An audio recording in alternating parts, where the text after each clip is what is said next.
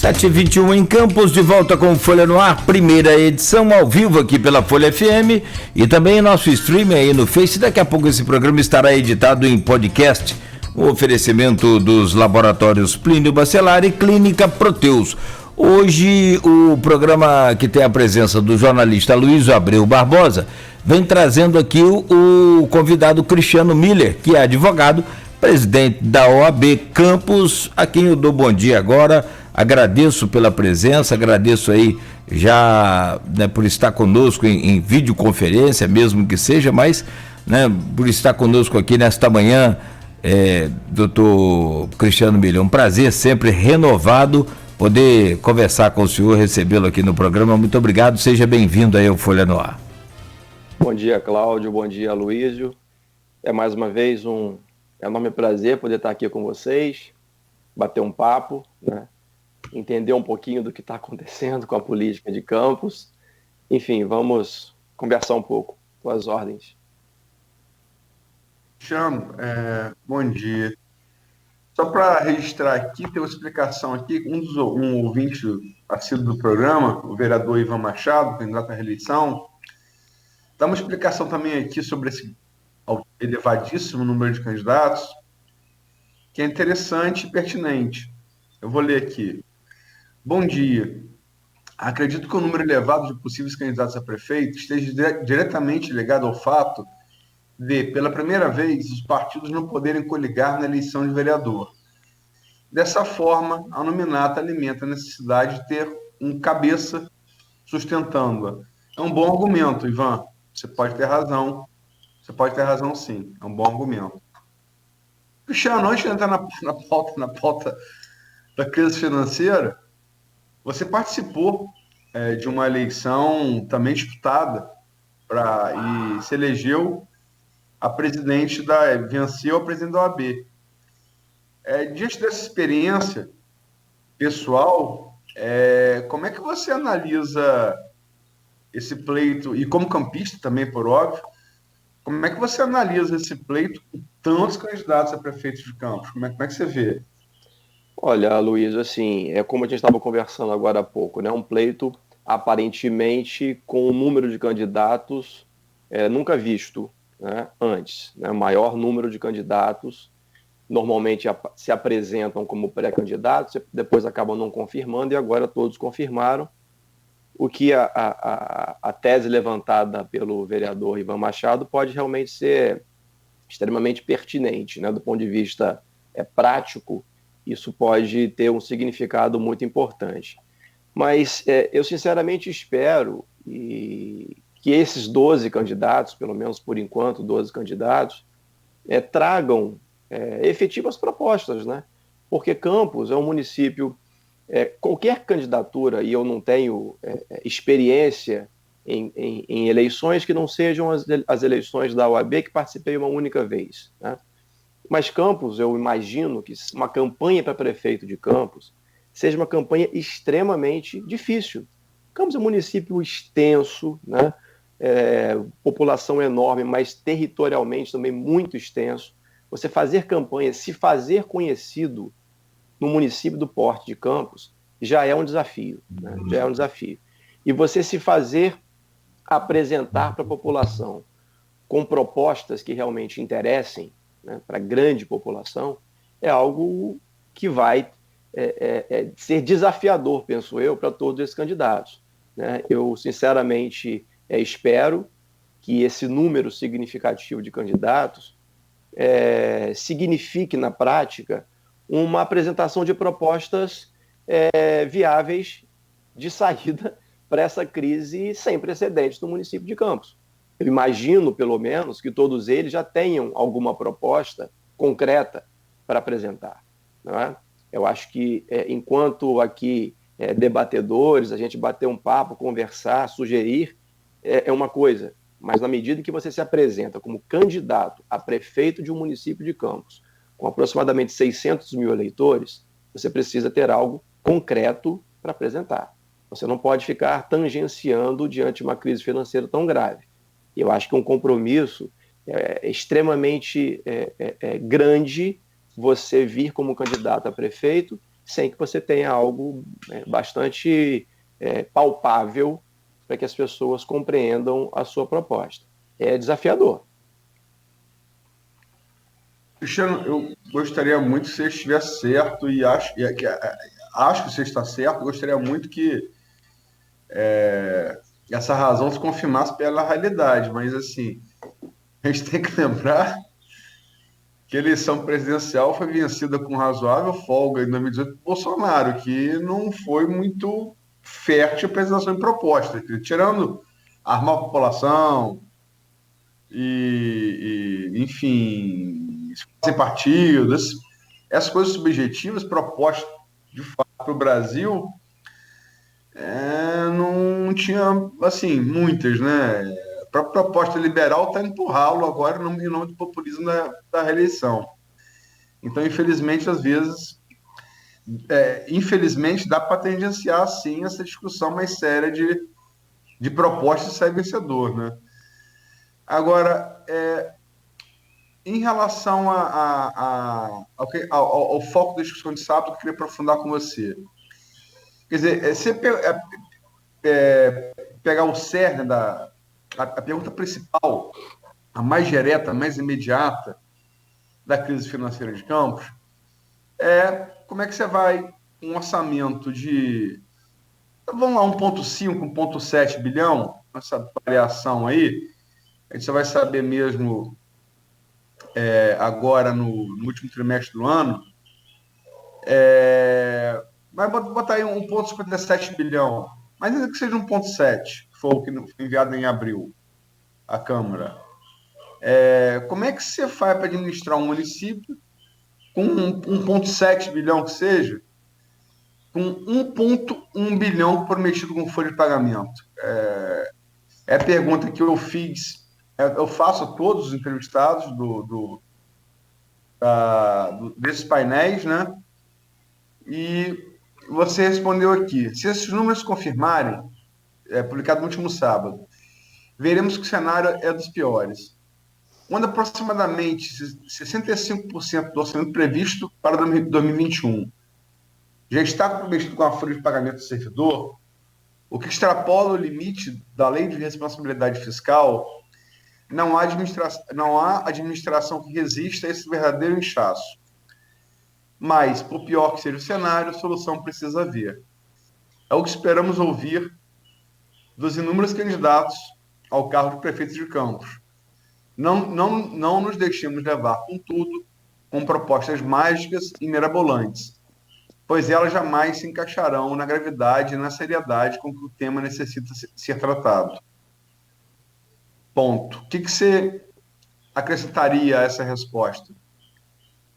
Não, na verdade, eu talvez não tenha o que acrescentar. Eu acho que é fortalecer, porque eu sei que é muito difícil, né? Uma campanha para prefeito, ela envolve uma série de cenários e a gente, de certa maneira, se acostuma, né, em aceitar não receber dos candidatos propostas, né? Tudo muito vago, tudo muito abstrato, e isso acaba vingando, né, como você bem colocou, nas últimas eleições, as nossas experiências demonstram, né, que não é preciso que você venha com proposta muito concreta para que você consiga êxito, né? Se isso foi possível numa eleição presidencial, seria também perfeitamente possível numa eleição municipal, né?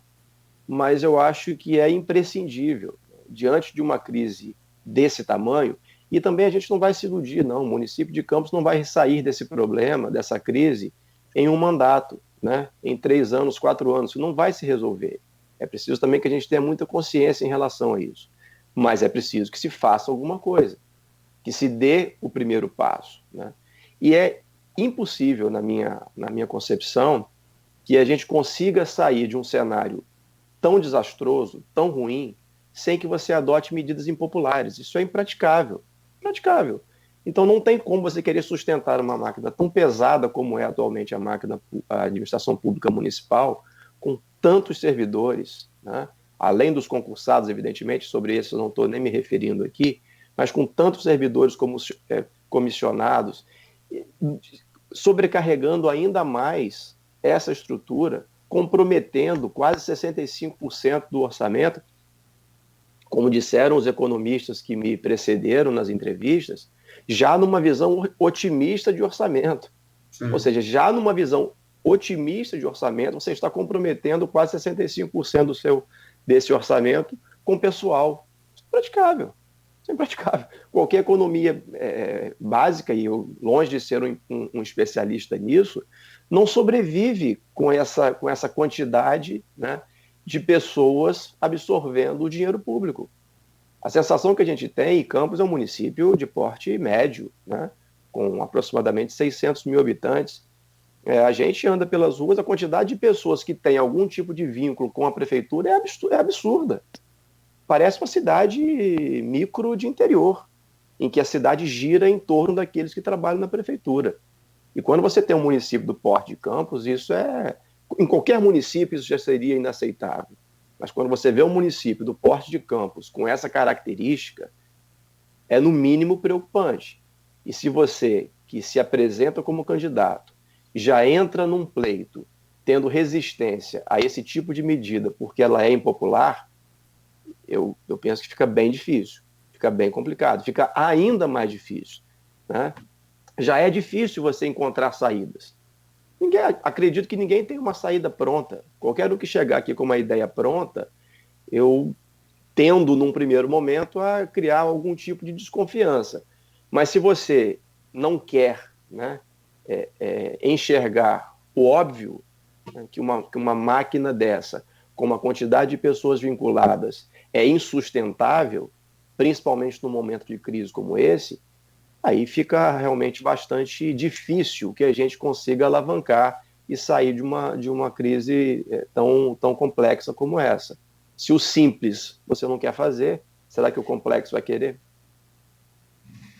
Só para dar números, é bom. A gente tem, logicamente, nos painéis eu tenho colocado, mas só para dar números, a fala servidor e tal, quer dizer, qual o número disso, quer dizer, o número de servidores e o impacto disso nos cofres públicos, né? Campos tem hoje 14 mil servidores nativos, ao custo de 60 milhões mês. Tem 4,5 mil inativos e pensionistas, ao custo de 15,5 milhões mês. Esses concursados e, eventualmente, pensionistas de concursados, né? Campos tem, e nos chamados terceirizados, né? Campos tem hoje 1.000 DAS ao custo de 3,2 milhões mês e 4 mil RPAs ao custo de 6 milhões mês. Quer dizer, esse é o tamanho da máquina pública de Campos. E você, Cristiano, foi nesse painel, acho também, talvez junto com o juiz de Italva, o Rodrigo Rebouças, você foi incisivo nessa questão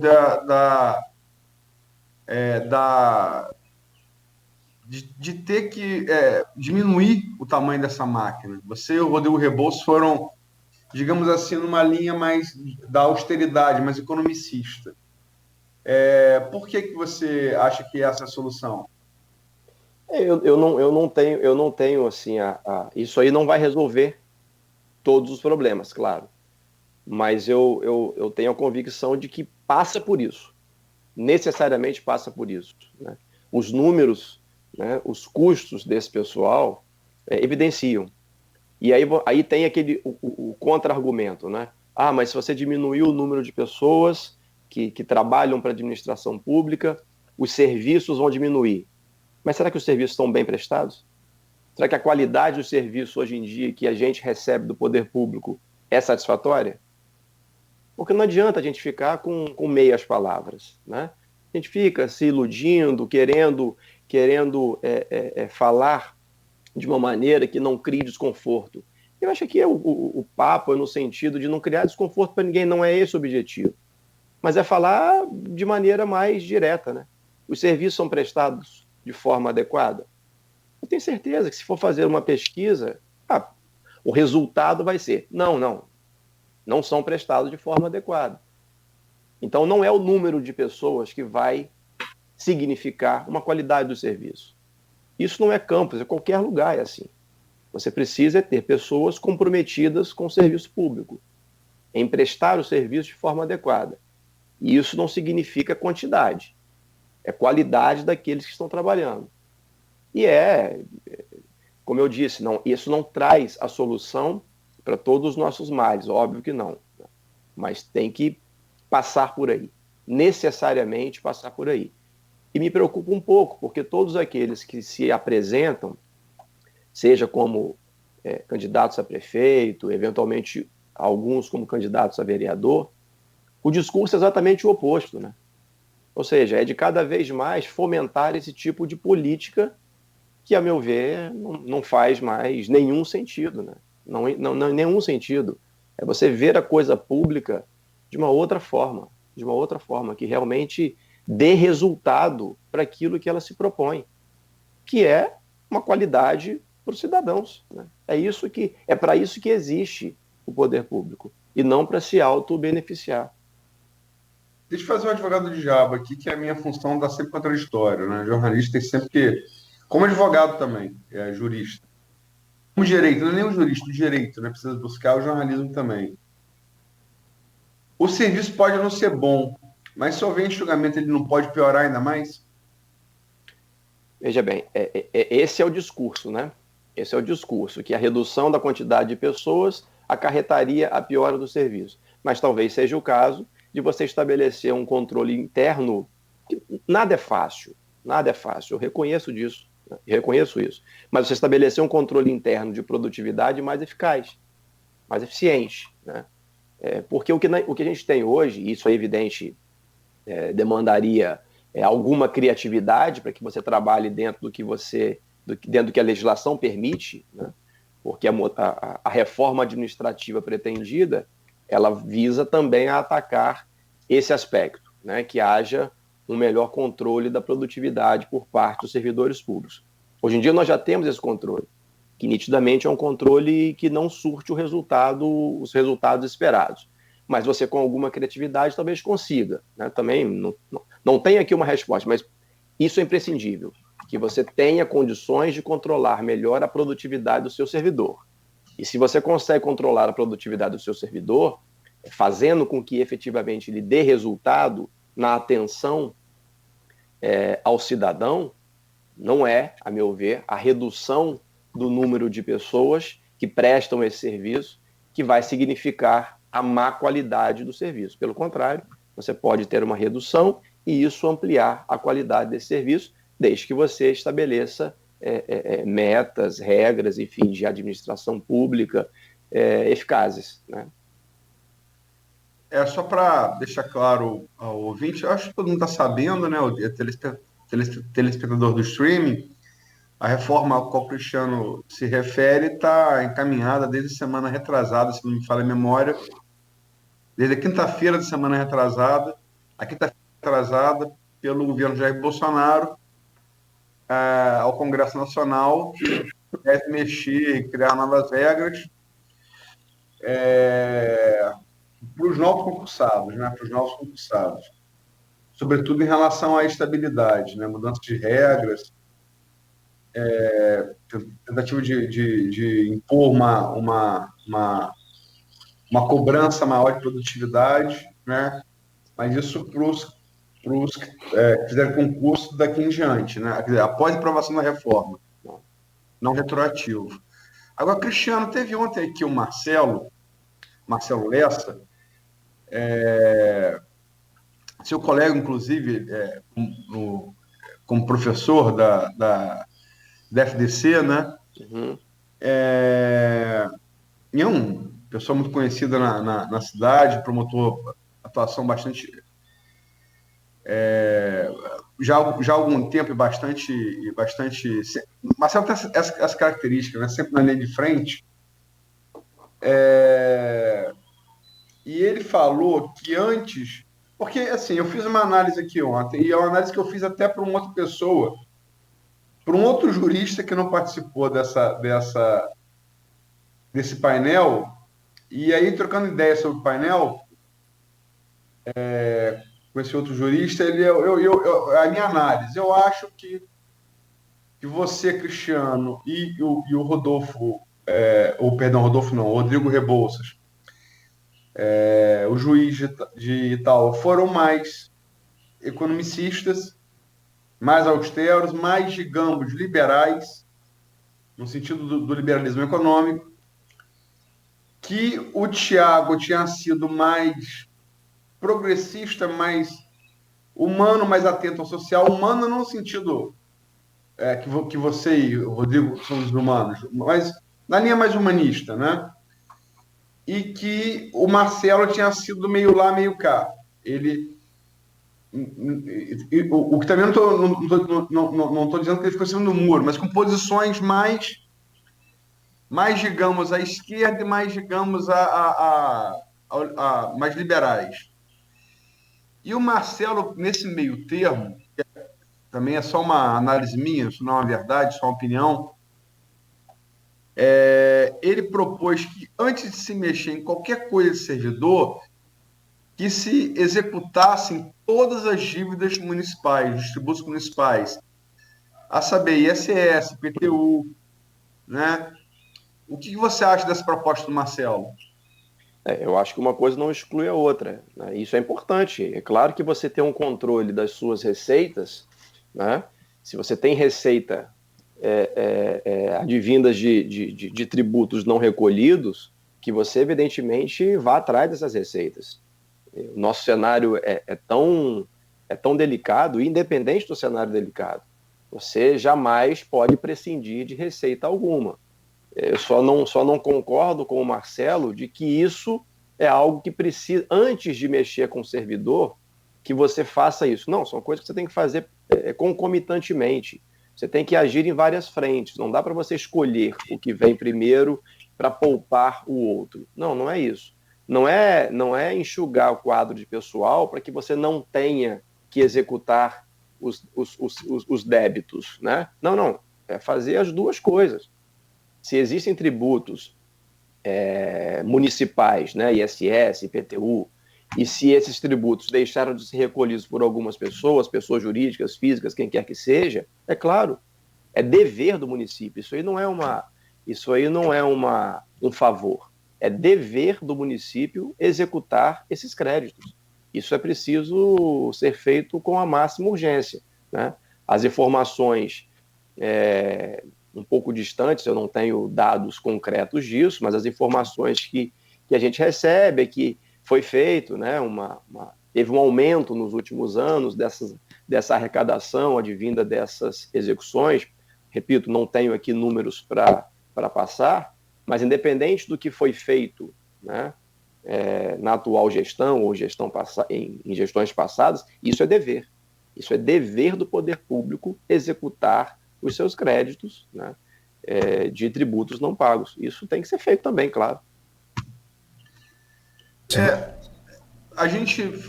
Essa coisa de falar muito sobre crise, né, a gente tem que tomar cuidado até para não ser profeta do caos, porque, quer dizer, a situação, se Campos fosse uma empresa, eu acho que nem precisa nem ser economista ou especialista em finanças, ou tampouco ser gestor, né, para ver que talvez, se tivesse dinheiro em caixa, talvez fosse melhor fechar. Né? Uma empresa com a situação... Se tem uma empresa que arrecada 1,5, ela paga 1,1 para o funcionário, essa empresa não sobrevive.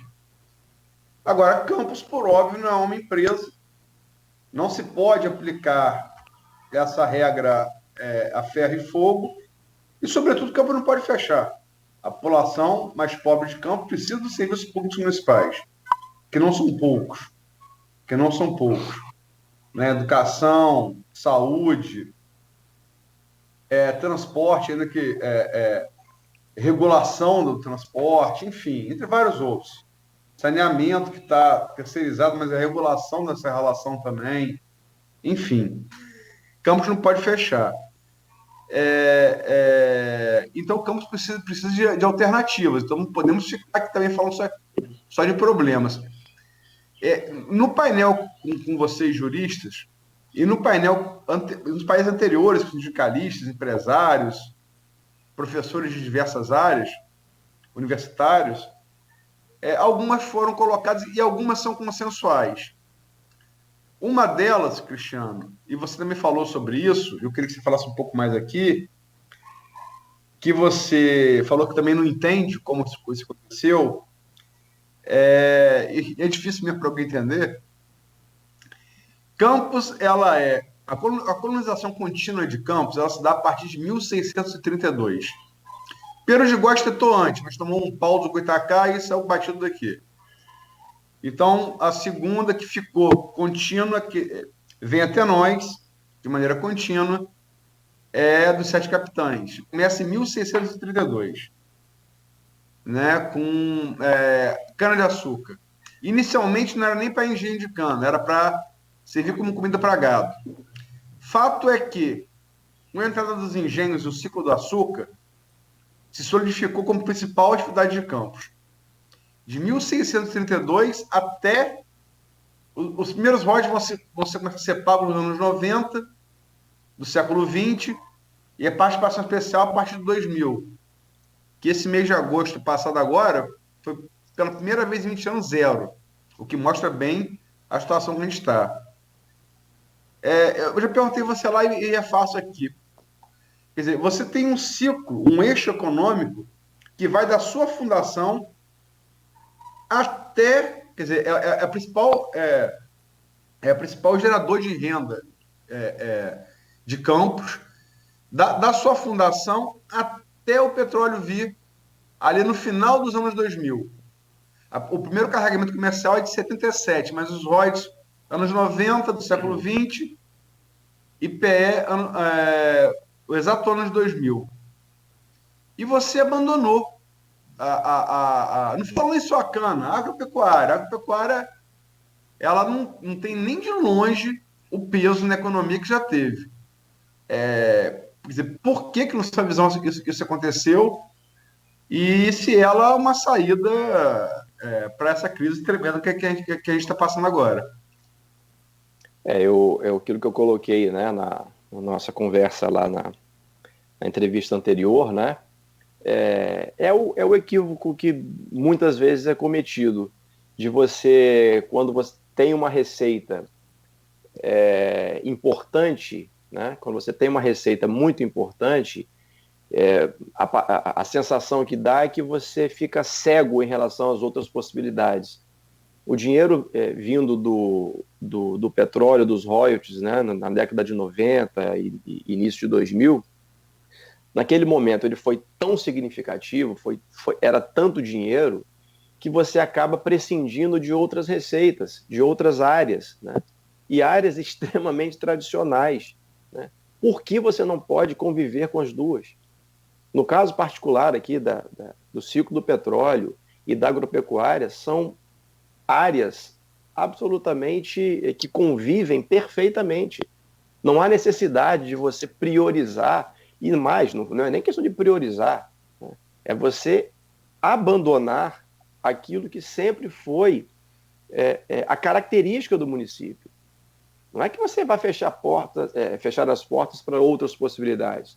Não é que você não devesse dar a importância que os royalties mereceram durante todo o tempo. Claro que não. Mas é você saber também que naquele momento é preciso que você não abandone o que sempre girou a economia do município. Então, é claro, nunca é tarde, né? É necessário que seja retomada essa característica do município.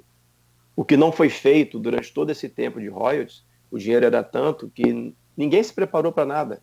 E esse talvez seja o grande causador, né, de toda essa crise que nós estamos passando agora. É evidente que você tem uma série de outros fatores, a crise não é um privilégio, entre aspas, aqui de Campos, né? É uma crise mundial, o Brasil já vem numa crise há muitos anos, mas Campos, com a quantidade de recursos que recebeu durante todo esse tempo, não era para estar numa situação de tanto desespero, de tanto despreparo, de tanta falta de infraestrutura como nós temos hoje. Eu não sou campista de nascimento, mas me considero um campista de coração, já estou aqui há 20 anos. Né? Você é de onde? Eu sou de Pádua, aqui do estado do Rio mesmo. Morei muitos anos em Niterói e vim para Campos exatamente no ano 2000. Né? A cidade mudou de lá para cá, mas se você percebe a infraestrutura da cidade, você não teve tantas transformações. Você veio junto com a PE, então, né? Exatamente, eu vim num momento de bonança, né? Tá pensando em sair agora, não, né? Não, de forma alguma. Mas assim, a gente fica triste, evidente, por um lado, né?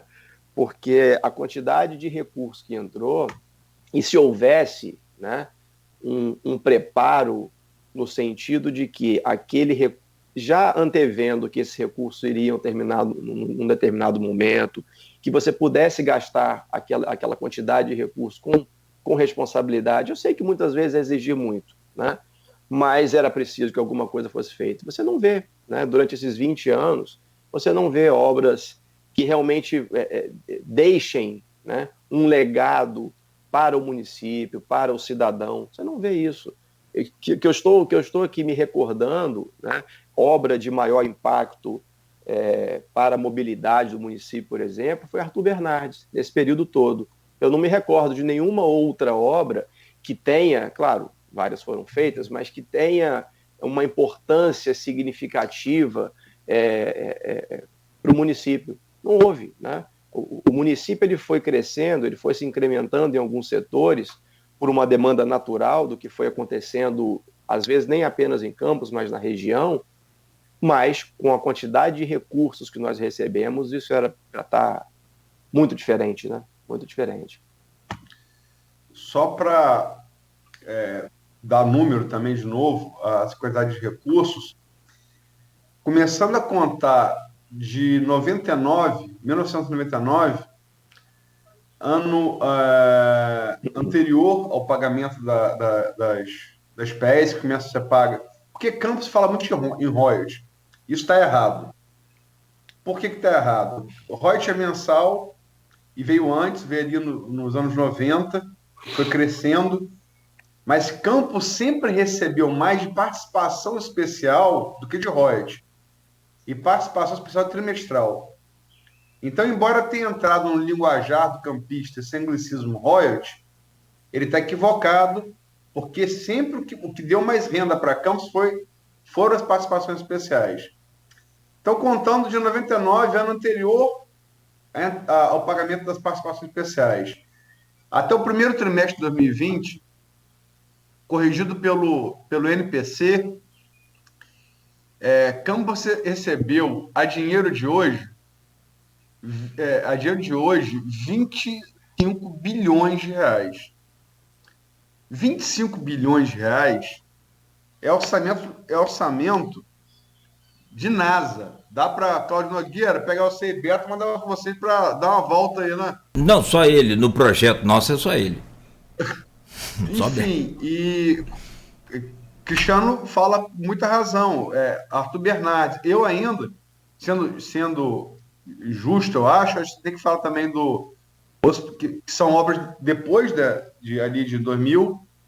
O Hospital Geral de Guarulhos, apesar da obra ser um problema, está sempre dando infiltração. Aqui em dia, que era melhor derrubar o HGG e construir outro.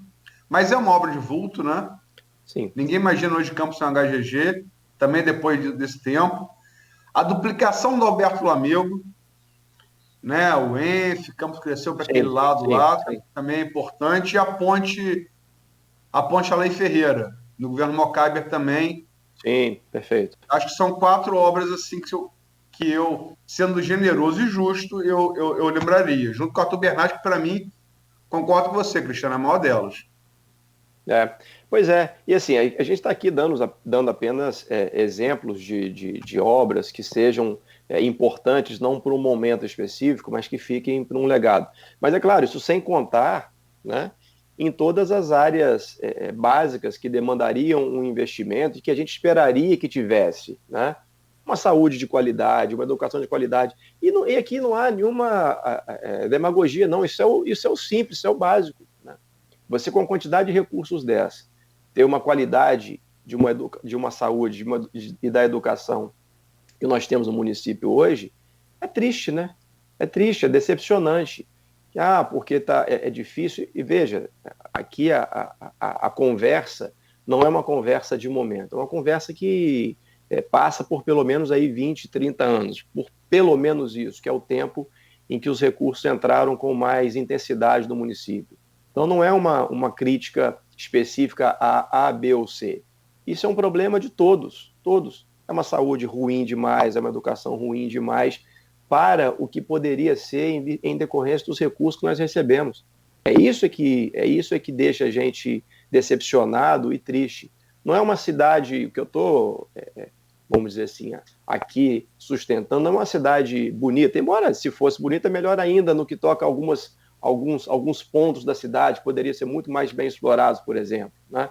Não é nem esse o aspecto, mas é você não ter o básico, né? Você não ter uma educação e uma qualidade e um saneamento público que sejam realmente condizentes com o que Campos precisava. Tem que várias participações, eu quero só registrar alguma delas, a gente pediu ao Cláudio para encerrar o bloco, ou você quer fazer você, Cláudio? Quer ler aqui algumas participações? Pode ser. Interagindo aqui, ó. Ângelo Rafael mandou até um mapa aqui, não dá para ler tudo não, que ele fala aqui sobre o que foi feito por realizações de Rosinha. Mas o que a gente está comentando aqui é sobre o legado que deixa, a importância que deixa para a estrutura da cidade. Ele fala aqui sobre, acho que até, né, bom dia que Rosinha dava. Mas aqui no final ele comenta, Luiz e doutor Cristiano, autoestrada Campos a Goitacazes. Até seria interessante uma análise de vocês, porque eu sempre não consegui entender por que a prefeitura entrou naquela RJ ali. Aliás, a própria Rosinha foi governadora, teve o marido governador, e ninguém fez aquela estrada ali como governador. Se era uma RJ, por que a prefeitura que fez aquilo ali? Né? É uma questão. E tem também aqui uma outra participação, mais cedo aqui, a produtividade dos funcionários, da Carla Almeida, dos funcionários públicos é quase zero. 30% prestam um serviço de qualidade, quando necessário. Um serviço desse é uma falta de respeito com a população. Fica parecendo que estão fazendo um favor. Né? Então a pergunta para você, Luiz, do João da Costa Cunha, no que tange a reforma administrativa, você acha que isso será solução, Aloysio? E o nosso Maurício Batista, o Furel, né, o assíduo aqui, quase sócio do programa, sempre sócio proprietário. Sócio proprietário. Vou mandar umas contas para ele hoje, dia 15, 16, né? Sempre a culpa é do servidor. Não seria mais fácil encontrar outros meios? É interessante isso aqui também. São algumas das participações aí. E tem ainda aqui o Maurício também cá embaixo. É verdade que o grupo formado em Campos começou a receber os royalties desde 89 a 90, depois a PE. Então, formado pelo grupo Garotinho, Arnaldo, Rosinha, Mocaibe, etc. Destruíram nossa cidade. Qual legado foi deixado? Apenas hoje o povo está pagando nos desgovernos, ou no desgoverno. Pasmem que com os pais inelegíveis. E aí entra a questão de candidatura e coloca os filhos como candidato. Enfim. São essas algumas das participações aqui. Tá bom, eu respondo a pergunta que me foi feita aí no próximo bloco. Perfeito. Muito bem, vamos então ao intervalo, Aloysio e Cristiano Miller, e ao pessoal que está em casa nos acompanhando, continue participando. Eu fiz um levantamento aqui rápido, né, sobre os candidatos à Prefeitura de Campos, candidatos mesmo, aprovados em convenção, O maior número foi em 2016 e também 2008, com 6 candidatos. Em 2000, comecei em 2000, redondo, 5 candidatos à Prefeitura de Campos. 2004, tivemos 4 candidatos. 2008, 6 candidatos. 2012, 5 candidatos. E 2016, 6 candidatos. Agora 2020, 12, né, Luiz? A se confirmar hoje, né? 12 e seriam 13, né? Se não fosse intervenção no PSDB. Dessa virada de século para cá, é recorde. Começando bem o milênio, né? Vão lembrar bem da gente depois, né? Como é que os pósteros vão nos olhar depois. A sorte nossa é que a gente não vai estar aí para saber, né?